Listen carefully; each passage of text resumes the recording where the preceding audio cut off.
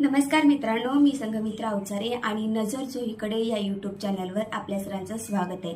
आज आपण सोलापूर जिल्ह्यासाठी वरदायिनी असलेल्या उजनी धरणाच्या पाणी पातळीबद्दल जाणून घेणार आहोत। सध्या जो काही अवकाळी पाऊस सुरू आहे त्यामुळे उजनी धरणाच्या पाणीसाठ्यामध्ये खूप मोठ्या प्रमाणात वाढ होत आहे। सोलापूर जिल्ह्यासाठी वरदायिनी असलेल्या उजनी धरणाच्या पाणीसाठ्यात सातत्याने वाढ होत आहे।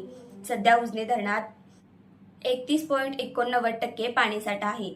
दौंड येथील विसर्ग सातत्याने सुरू असून 5504 क्युसेकने विसर्ग सुरू आहे।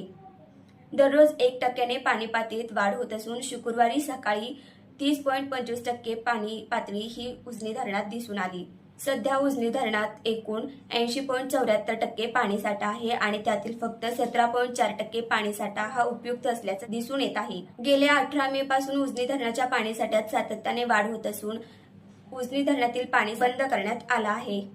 तर मित्रांनो, उजनी धरणातील वाढत्या पाण्याच्या साठ्याबद्दल जर तुम्हाला आणखीन अपडेट्स पाहिजे असतील तर नजर चोहीकडे या यूट्यूब चॅनलला सबस्क्राईब करा आणि बेल आयकॉन दाबायला विसरू नका।